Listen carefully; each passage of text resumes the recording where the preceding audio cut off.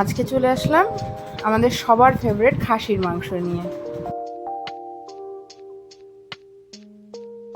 প্রথমেই ধুয়ে রাখা মাংসে পেঁয়াজ কুচি পরিমাণ মতন, রসুন বাটা, আদা বাটা আর লঙ্কা বাটা। এখানে কিন্তু শুকনো লঙ্কা কাঁচা লঙ্কা দুটোই আছে, লাল কাঁচা লঙ্কা যেগুলো সেগুলো দিয়ে ভালো করে নুন হলুদ আর কাঁচা তেল দিয়ে সুন্দর করে মেখে নেব হাত দিয়ে।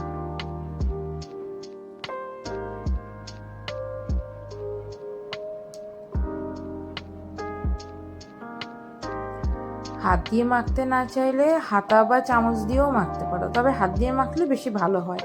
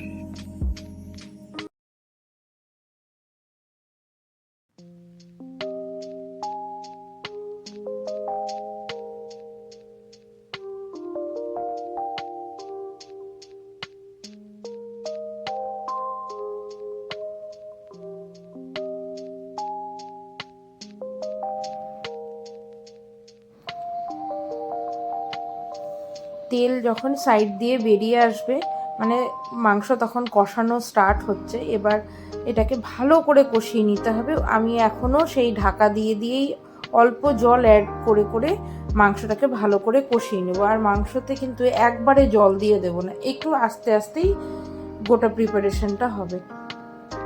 দেখবে খানিকক্ষণ বাদে বাদেই কিন্তু তেল বেরিয়ে আসবে। আর যেহেতু এটা মিডিয়াম টু হাই যে ফ্লেমটা, সেই ফ্লেমে যেহেতু রান্নাটা হবে, তাতে কিন্তু একদম মানে মাংসটাতে খুব বেশি জল দিয়ে সেদ্ধ করতে হবে না। মানে ঝোলের জন্য যতটা জল প্রয়োজন ততটা দিতে পারো, কিন্তু ঢাকা দিয়ে দিয়েই কিন্তু মাংসটা পুরোপুরি রান্না হয়ে যাবে।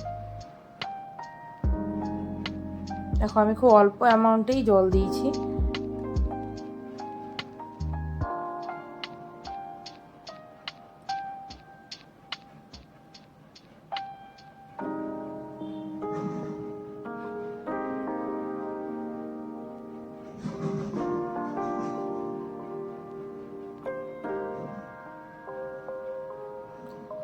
মাংসে কিন্তু তেজপাতা দিয়েছি আমি, তবে তেজপাতাটা রেকর্ড করতে ভুলে গেছি। আর তেজপাতাটা আমি ফোড়নেও দিইনি, তেজপাতা যখন কষানোটা মোটামুটি হয়ে গেছে তখন আমি তেজপাতা দিয়েছি। আর পরিমাণ মতো লবণও দিয়েছি, কারণ মেখে রাখার সময় আমি লবণ দিয়েছিলাম, কিন্তু সেটা কিন্তু সাফিসিয়েন্ট ছিল না। আর নামানোর আগে কাঁচা লঙ্কা গরম মশলা তো মাস্ট, তাতে ফ্লেভার গন্ধ খুব ভালো হয়।